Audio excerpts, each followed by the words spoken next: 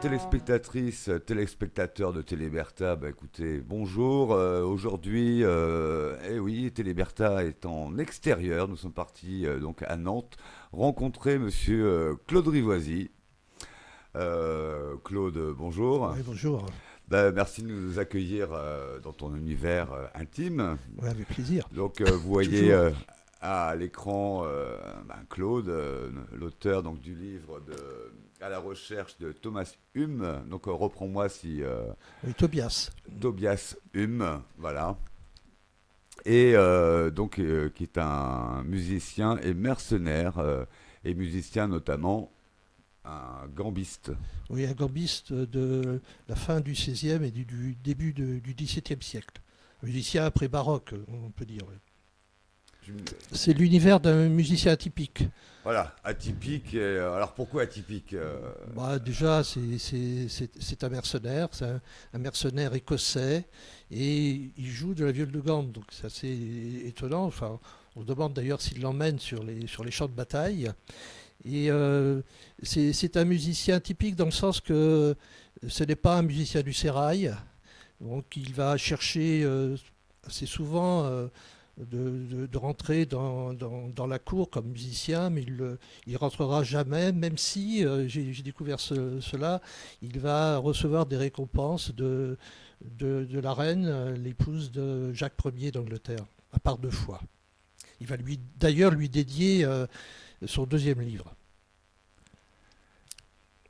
Et oui, d'ailleurs, alors c'est effectivement un livre d'histoire assez important, parce qu'il y a même des découvertes. Hein. Donc Claude Révoisy a fait des découvertes autour de ce personnage dans ses recherches, et notamment donc par rapport au fin 16e, 17e siècle. Donc là, c'est l'Europe à ce moment-là. C'est l'Europe, oui. On peut dire que c'est un Européen avant l'heure, puisqu'il va parcourir toute l'Europe du Nord, aussi bien le Danemark, la Suède. Il va même aller jusqu'à Parno, qui est une ville d'Estonie actuellement, oui.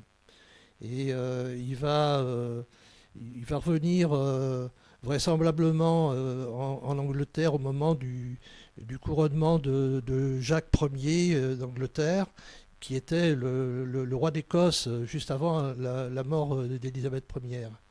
Et donc on peut penser que voyant son premier roi, enfin il s'appelait Jacques VI à l'époque, revenant comme roi d'Angleterre, il allait pouvoir bénéficier peut-être de certains privilèges, étant donné que la cour était quand même favorable en mécénat aux artistes à cette époque. Oui, alors justement, bah, le mécénat, donc c'est aussi des choses qui traversent le livre, parce que c'est un petit peu, à cette époque, évidemment, exercer son art. L'art, il n'était pas dans plein d'institutions comme ça, ça se passait à la cour.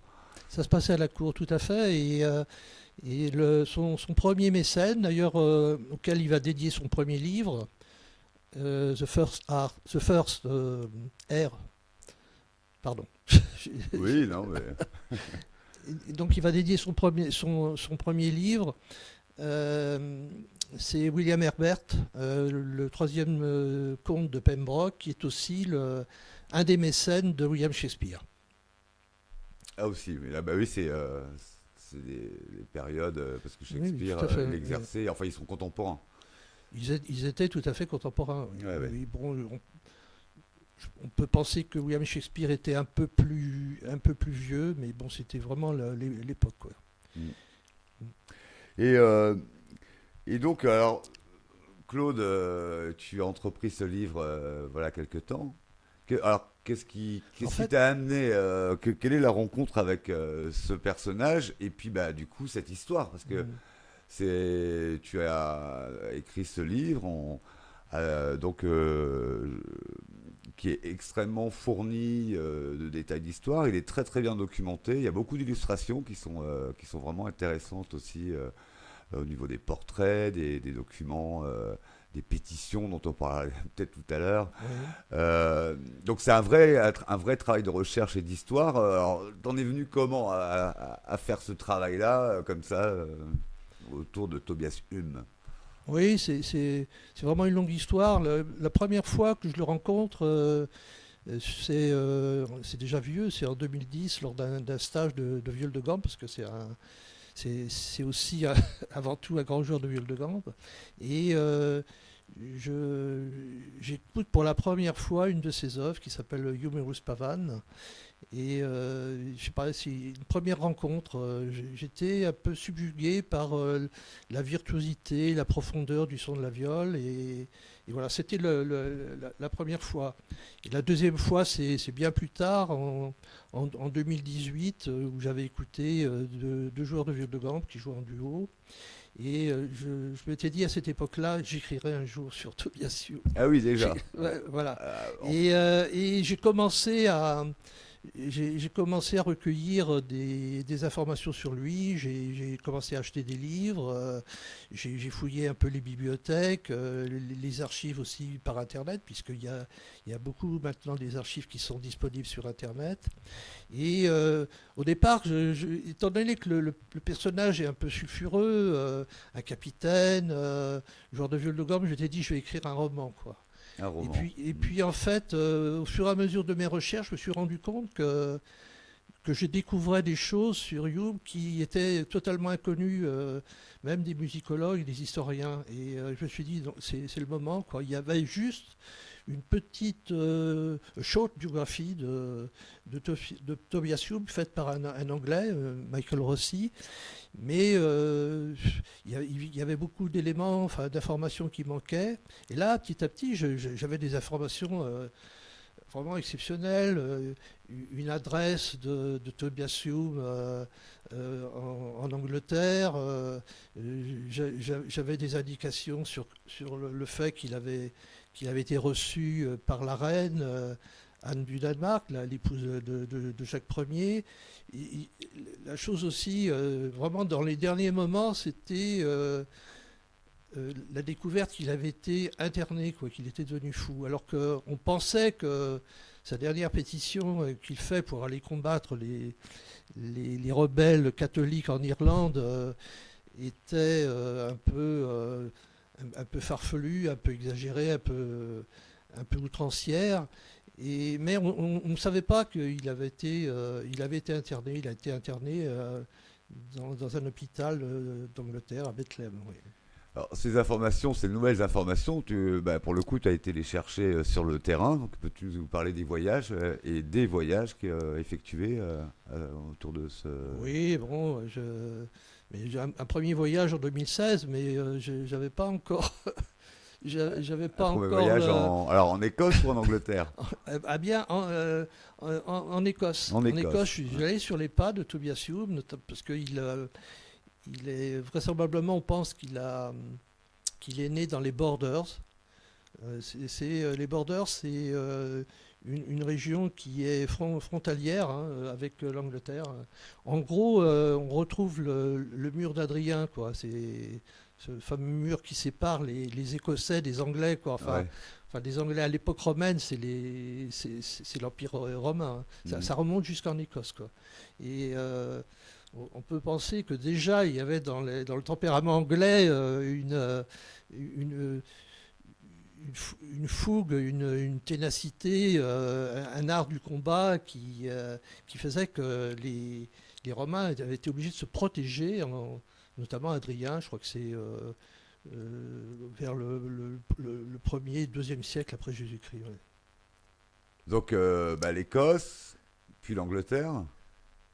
Oui, l'Angleterre, mais bon, l'Angleterre, bon, j'y suis allé plusieurs fois, mais là, comme je le dis dans mon livre, il faut absolument que j'aille visiter le dernier lieu où il a vécu, qui s'appelle Charterhouse. C'est un lieu assez original, puisque c'est à la fois c'est un hospice, mais enfin pour les gens qui avaient servi le royaume, donc les capitaines, les hauts fonctionnaires, les marins, et qui étaient désargentés, célibataires, et qui étaient en fait reçus dans cet hospice qui avait été construit par Thomas Sutton, quelqu'un qui avait légué toute sa fortune pour construire à la fois cet hospice, mais aussi, c'est assez remarquable pour l'époque, c'est une école pour les pupilles de la nation. Ouais. Et donc Youb va terminer sa vie, peut-être forcé, contraint, peut-être il a réussi quand même, même alors qu'il était à Charterhouse, de repartir au combat, puisque c'est dans les dernières années de sa vie, c'est l'époque, c'est 1629, de 1629 à 1645. Oui. Et bah oui, alors du coup, ça c'est, on va dire que c'est la fin de sa vie. Mais remontons donc un peu plus dans sa jeunesse et dans toutes ses démarches. Et donc, c'est une occasion là, de parler des royaumes, des us et des coutumes des différentes cours pour, en tant que musicien, pour accéder à ces festivités qui Mhm. sont assez grandiloquentes. Oui, donc alors oui, j'ai parlé beaucoup de son activité en Angleterre, mais le plus souvent il est à l'étranger. Notamment, il va passer pas mal de temps auprès du roi de Suède, Karl IX, notamment à Nyköping en Suède. Et il va le servir puisque j'ai trouvé une note comme quoi il va recevoir de l'argent de lui, et pas pour des faits militaires, mais on peut penser aussi qu'il va participer à la guerre qu'il va mener, enfin, Karl IX contre son neveu, enfin une histoire de pouvoir, de rivalité pour le royaume de Suède. Oui, c'est vrai. Bah, du coup, c'est vrai qu'on, c'est là où, au cœur du livre, on est, on part vraiment sur tous ces conflits, la Hollande, la Russie, les alliances avec Ouais, ouais, tout à fait. Ouais, ouais. les familiales entre guillemets, des mariages arrangés pour obtenir. Ouais, ouais. Donc ça, c'est des périodes de paix où avec l'Espagne, la France. Oui, Donc, vraisemblablement, il va aller aussi bon, en Estonie, comme je l'ai dit, il raconte un siège où il a subi des déboires importants. Mais pendant tous ces temps où il est à l'étranger, bon, il n'y a pas que des périodes de guerre. Je pense qu'il doit aussi prendre des moments à lui pour composer, pour jouer de la musique, peut-être de jouer devant les cours dans lesquels il se déplace. Et alors, ce qui est assez étonnant, une grande découverte aussi, qui m'a vraiment ému terriblement, c'est un autographe de Tobias Hume que j'ai découvert dans un manuscrit, un album amicorum. C'est un nom un peu savant. ouais. Un album amicorum, c'est-à-dire une espèce de carnet que les gens, enfin les élites à cette époque-là avaient avec eux, et lorsqu'ils se déplaçaient, ils demandaient aux célébrités qu'ils rencontraient de faire un petit dessin, une petite note, une devise. Et étonnamment, Tobias Hume va écrire dans un album d'Henry Franklin, ou Franklin,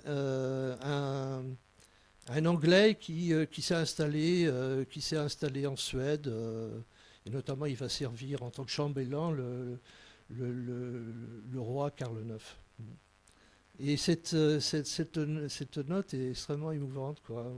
Il parle d'amour, voilà. Euh, Est-ce qu'il parle de Rosemonde? il parle pas de Rosemonde, mais je pense il parle de la de- d'une conquête enfin d'une future femme d'Henri Franklin, où il lui conseille, lui dire si tu l'as dans tes bras, ne la laisse pas partir. Donc, ben oui, donc ça c'est un autre sujet, hein, les femmes de Tobias Hume. Alors, voilà, on sait relativement peu de choses a priori.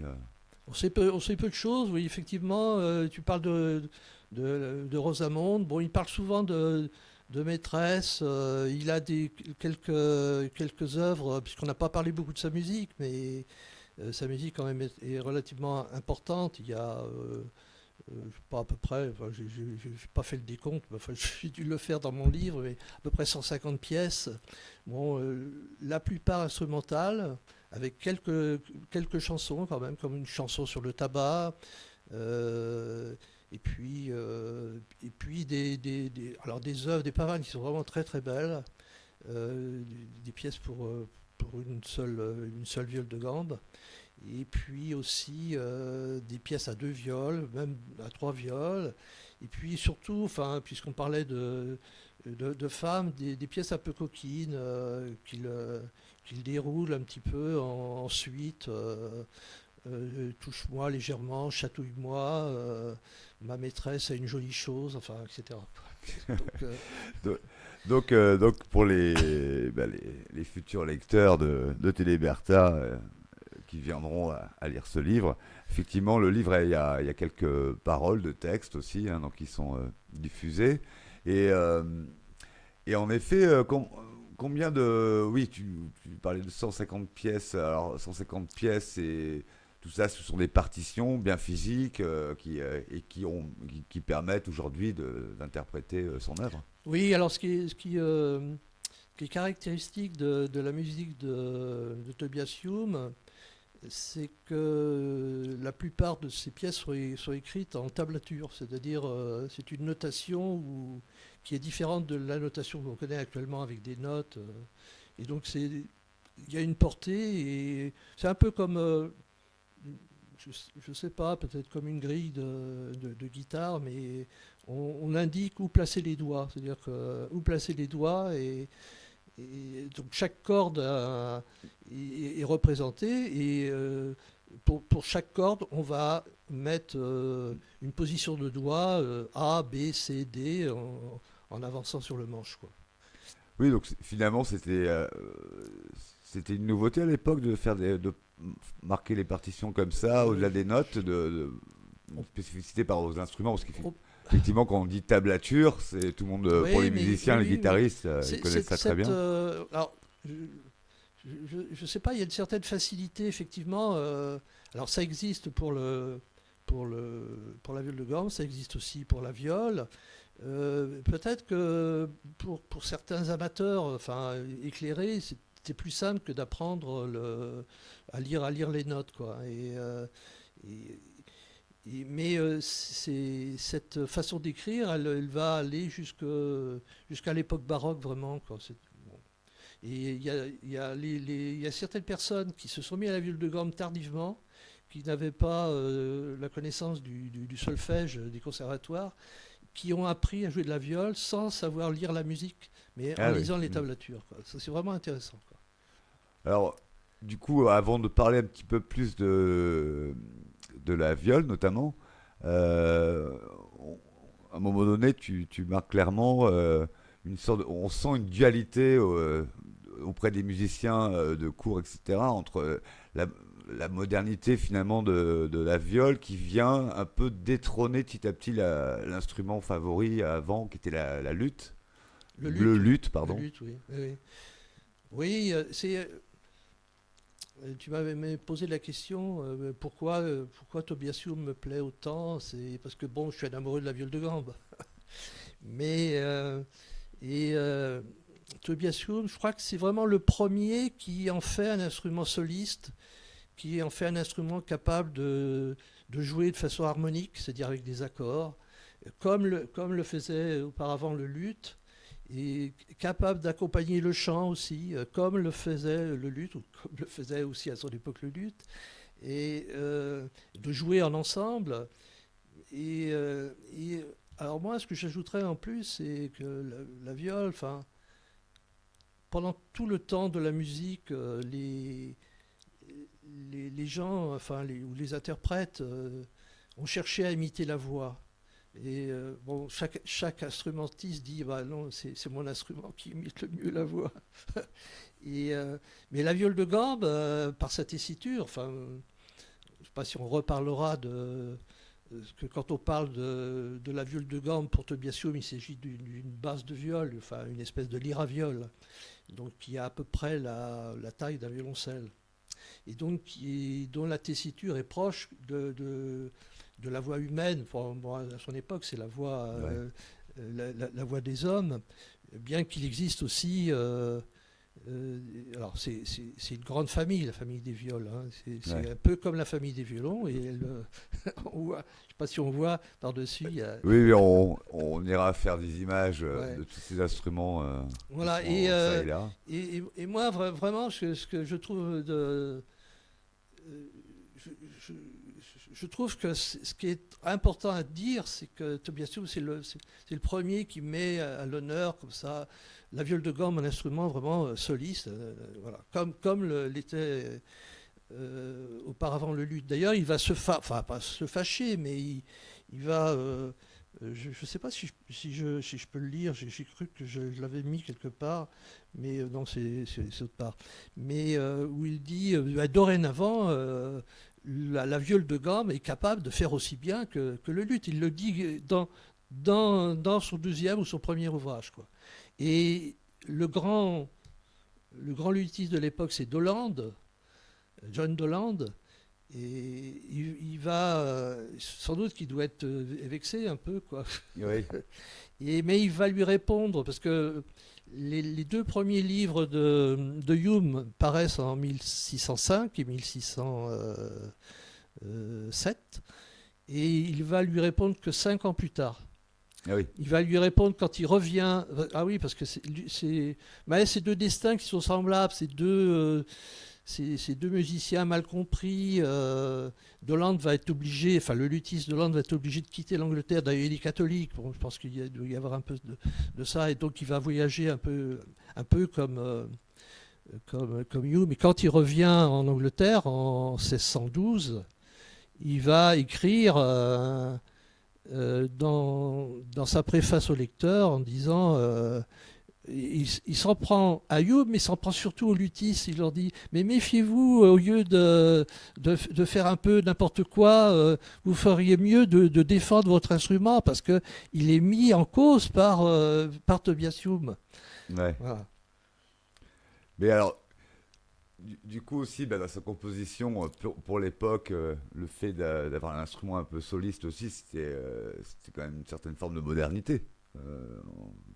Oui, alors, ouais, j'ai fait une comparaison audacieuse dans mon livre. Je compare sa modernité à celle de Monteverdi. Monteverdi, l'italien, ils vivent à peu près à la même époque. Et ce qu'on ne sait pas beaucoup, c'est que Monteverdi, c'était aussi un gambiste. Et Monteverdi, on ne va pas les comparer, parce que c'est pas forcément le même niveau d'écriture, et je pense que Monteverdi a bénéficié d'un mécénat de cours plus important que Hume. Hume, il a combattu aussi. Donc. Mais Monteverdi, il a apporté quelque chose au niveau des dissonances, au niveau de l'harmonie, son style, etc., des inventions. Il a été très critiqué à son époque, où on se bouchait les oreilles pour ne pas entendre les dissonances de Monteverdi. Et chez Hume, il y a aussi cette modernité. Bon, déjà, faire de la viole de gamme un instrument soliste, et puis aussi visiter toutes les possibilités de l'instrument. Donc il va jouer avec les doigts, il va jouer avec un archet, il va frapper les cordes. Il va frapper les cordes avec le bois de l'archet au lieu de. Voilà. Oui, voilà, donc d'une façon assez libre. Oui, il va doubler. Enfin, il fait des essais, quoi. Il va doubler les cordes graves pour avoir plus de puissance. Bon. Oui, donc tout ça, c'est toute une aventure artistique. Donc là-dessus, un musicien confirmé.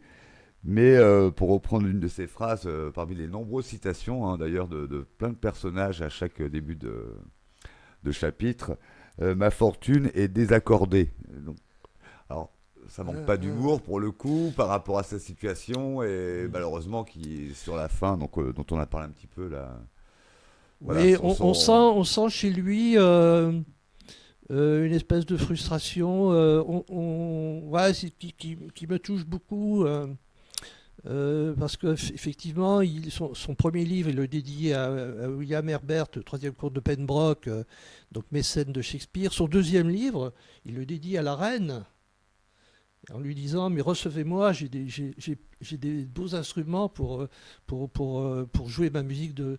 Et effectivement, elle va le récompenser, mais il va pas devenir un musicien de cour, quoi. Et on le sent frustré. Pourtant, il dit, enfin, il est un peu, ce que j'aime bien, parce qu'il est il est un peu vaniteux, un peu prétentieux, mais pourquoi pas.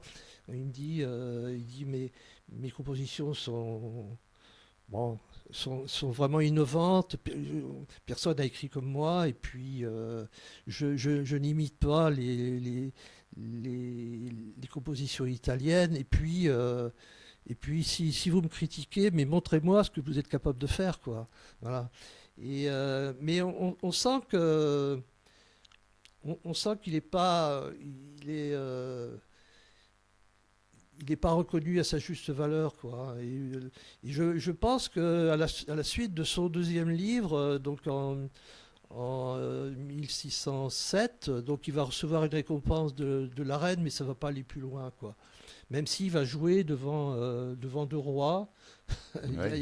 il y a une musique, The Hunting Song, où il va jouer lorsque le frère d'Anne, d'Anne du Danemark, quoi, qui est la reine d'Angleterre, vient en visite, il vient visiter sa sœur, et donc il y a des cérémonies, des fêtes, etc. Et ce qu'on est sûr, c'est que Hume va jouer, sans doute après une partie de chasse, il va jouer devant deux rois, quoi. Mais ça s'arrête là, quoi. On n'a pas de nouvelles de lui après, au niveau musical. On n'a plus de nouvelles de lui à partir de, on va dire, la dernière fois qu'on entend parler de lui, c'est par Dolan, dans 1612. Mais après, et donc, je pense que désabusé, il a dû, je sais pas, peut-être que l'odeur de la poudre, c'est ce que je dis, était plus Le- fort. dans Et la il est poudre, où effectivement, bah, c'est de par son caractère ou sa ouais, franchise, il n'a pas su s'adapter dans les mondanités. peut-être, il avait ouais, il avait un caractère entier, oui. Et peu, comment dirais-je, il fait pas de fioritures. Non, il parle cash, il dit ce qu'il pense. D'ailleurs, on va le retrouver ça dans ses deux derniers écrits, hein, puisque il va faire deux pétitions au roi. Alors, on a changé de roi Ouais. parce que Jacques Ier d'Angleterre est mort. Et il va retrouver Charles Ier, donc, qui monte sur le trône d'Angleterre en 1625. On ne voit aucune allusion à la musique, simplement des demandes d'aller combattre. Voilà, première fois d'aller combattre avec le fils de- du roi de Suède, Karl IX, il s'appelle Gustave Adolphe. Et puis, une dernière fois, alors qu'il est... alors, on ne sait pas trop s'il est sorti de l'internement ou si c'est juste avant d'être interné, il fait une grande lettre qui est, moi je trouve magnifique, où, où il déverse toute sa frustration, son désespoir, sa misère. Où Oui, il alors dit d'ailleurs, que car je mange des escargots et du pain brun, et je bois de la petite bière et parfois de l'eau. Donc, oui, il y a un côté un peu tristoun hein, oui, mais en sur cette fait, vie mais Chacara House. ça correspond à 1642. Ça correspond à un moment tragique de l'histoire de l'Angleterre, puisque le Parlement est aux mains des puritains, de Cromwell, etc. Ouais. Donc c'est un gouvernement très rigoureux au niveau de la musique aussi, hein. Oui, il y a toutes Les, les on, mœurs là pour le coup qui sont bouleversées. je ne sais pas si tu as lu, mais on, on casse les orgues, on coupe les tuyaux d'orgue et on en fait des chopes à bière. Et, euh, et d'ailleurs, je vais remettre ça dans ma deuxième édition, mais l'endroit où il habitait, Tobias Hume, c'était près de Shepside Cross. Et donc il y a une croix qui est démontée par les puritains. Le roi est parti à Oxford. Et donc il y a des barricades d'ailleurs même qui sont établies autour de la cité. Parce que lui, il est juste... Charterhouse, c'est juste à quelques 200 de mètres des murs de la cité. Et donc c'est la guerre civile. Donc, et on peut penser que Charterhouse bon, a moins de ressources et qu'on diminue les rations. Voilà, il y a certaines personnes qui sont envoyées en prison parce que elles sont du côté du roi. Enfin voilà, c'est assez complexe. Oui, bah, c'est une période tragique et donc Tobias Hume finit par mourir, donc Eh bien, en quelle date? il meurt en, je crois que c'est le 16 avril, c'est 145. Ouais. D'accord. Il meurt alors dans son lit son lit d'hôpital, quoi, enfin d'hospice. Ouais. Ouais. Ouais. Donc voilà, mais après il y a tout un tas de c'est un peu plus qu'un hommage. Alors est-ce que tu as envie de parler justement de d'une partie intime dont tu fais part en tant qu'écrivain et dans, dans cette corrélation de caractère, des petits traits de caractère qui pour toi est devenu sensible Ouais. et qui a fait un peu l'objet de tout ça. Ouais, oui, oui, oui, oui, enfin, c'est un long moment d'histoire que je raconte. Hein. Je voudrais revenir là-dessus. Euh, Effectivement, je- j'ai un ami qui m'a posé une question comme ça un soir où on faisait de la musique. Il m'a dit mais pourquoi Tobias Hume? Pourquoi tu as écrit sur Tobias Hume, voilà. Et j'avoue que j'étais un peu désarçonné. Comme ça, j'ai pas su quoi lui dire. Et puis, ça m'est revenu. Enfin, bon, c'était un peu une échappatoire, mais bah écoute, c'est simple, je suis intriqué avec lui. Intriqué, voilà, Voilà. c'est Alors, c'est un terme de physique quantique, en fait, c'est voilà. l'intrication. En fait, c'est un phénomène qui a été prouvé d'ailleurs par un Français. Il a eu le prix Nobel pour cela il y a 3 ou 4 ans. Et en fait, l'intrication, c'est un phénomène qui touche à l'infiniment petit, mais bon, avec Hume, on peut aller dans l'infiniment grand. Mais c'est l'histoire de deux particules, de deux atomes, de deux particules jumelles. Et si on les sépare, dans le temps et à des distances infinies, si on touche à une, au- au- automatiquement, instantanément, l'autre particule va réagir. Quoi. Alors qu'elle soit à des distances où la communication est impossible. Et ça, c'est éprouvé scientifiquement. Quoi. Et je sais pas, il y a quelque chose, ouais, il y a quelque chose de ça avec Hume. Je sais pas pourquoi, une relation d'intimité. Il y a, je sais pas, 400 ans nous séparent, mais il y a quelque chose qui nous relie. Et, euh, et ça me fait plaisir parce que j'ai reçu dernièrement un retour là d'une grande joueuse de viol de gamme française et qui m'a dit je te remercie Claude parce que tu m'as réconcilié avec Hume en bien quoi.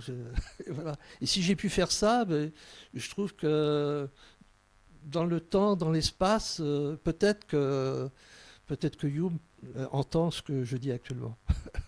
Bah, je n'en doute pas. Alors pour rappel, donc enfin à nos auditeurs, donc Claude, tu étais prof de physique-chimie, Voilà. et donc cette relation donc au quantique est enfin pas naturelle, mais enfin c'est des sujets Ouais. que Oui, au-delà de la musique. oui, donc il y avait ça, et puis bon, c'est vrai que je me suis demandé, parce que mon livre, c'est un long moment d'histoire, c'est ma recherche, c'est ma recherche de Tobias Hume à travers un siècle, en gros, parce qu'il a vécu, je crois, c'est 76 ans, je pense, Oui, 76 ans, donc, c'était et donc c'est important à pratiquement un l'époque. siècle. Il a connu trois rois, enfin une reine et puis deux rois. Et donc je le suis un peu dans ce parcours-là. Et euh, c'est pour ça que j'ai mis un univers, j'ai mis en sous-titre donc l'univers d'un musicien atypique. Je ne sais pas si on en a parlé. Atypique, ouais, je crois qu'il est vraiment atypique, et je me retrouve un peu dans lui. Tout de suite m'est venu à l'esprit mes élèves, mes chers élèves, qui, au moment de mon départ de mon lycée, m'ont offert la médaille du prof pas comme les autres, quoi. Et donc, je pense que, comme Tobias Hume, bon, on a quelque chose en commun, c'est le fait peut-être de ne pas être comme les autres. Voilà, ce n'est pas un musicien comme les autres. Alors d'ailleurs, ce livre donc a déjà eu un certain nombre de lecteurs et visiblement ça a fait du bruit dans le milieu des gambistes. Oui, oui, oui, ouais, j'étais un peu surpris. Bon, je m'attendais quand même à un intérêt, parce que bon, c'est vrai que personne n'avait écrit euh, comme ça, enfin personne avait s'était lancé, enfin sur une biographie. Mais bon, j'ai bénéficié quand même comment dirais-je, de la bienveillance de deux grands maîtres de la viole de gamme, qui sont Jonathan Dunford et Sylvia Abramovic. Et, euh, et leur relation a sans doute permis à ce que, bon, un peu comme Tobias Hume, toute l'Europe, toute l'Europe, Oui, voilà, d'un point de vue toute l'Europe s'est international. intéressée. Oui, bon, j'ai vu la Tchéquie, l'Allemagne, alors bon, un peu plus au sud, l'Italie, l'Espagne, la Suisse, la Belgique, oui, et plus loin encore le Canada, oui. Bon, c'est le monde de la viole de gamme, c'est un grand monde, quoi. Et bon, ça me fait plaisir, quoi. Bon, en tout cas, bravo pour ce livre. Donc, bon, on mettra en description, donc pour les téléspectateurs et téléspectatrices de Téléberta, de pouvoir se procurer le livre, puisqu'il ne se trouve pas en librairie, hein. C'est un livre. Non, c'est un livre en auto-édition, oui. Mm. Euh, ce que je voulais rajouter, que j'ai pas voulu en faire un livre académique, même si il y a de la rigueur dans ce que j'ai écrit, mais non, c'est ma recherche avec des anecdotes de ma vie personnelle, voilà, et j'espère qu'on comprendra quel est l'intérêt que j'ai porté à ce musicien, et pourquoi il mérite vraiment d'être joué. Ouais, il est joué, mais pendant trop longtemps, il a été un inconnu, quoi. Bon, en tout cas, bon, en sortant de la lecture de ce livre, eh ben, effectivement, ça rend très curieux d'écouter sa musique, hein, pour le coup. Oui, oui, oui. Donc, ben, peut-être as-tu accepté de nous jouer quelques extraits. Je vais essayer. C'est une musique assez. Bon, je m'y suis mis, comme je le dis dans mon livre, je me suis mis il y a pas si longtemps que ça. Parce que il faut apprendre une langue nouvelle. Ouais, Cette langue nouvelle, c'est la tablature, quoi. ouais. Et donc, voilà. Voilà, ben, on va s'apprêter donc à faire des images de tout ça. Bah, écoute, merci Claude pour cette partie de l'interview. Mais merci. Et puis, ben, Longue vie à Tobias Hume. Hein. Tobias Hume. Voilà, et à travers ces mélodies.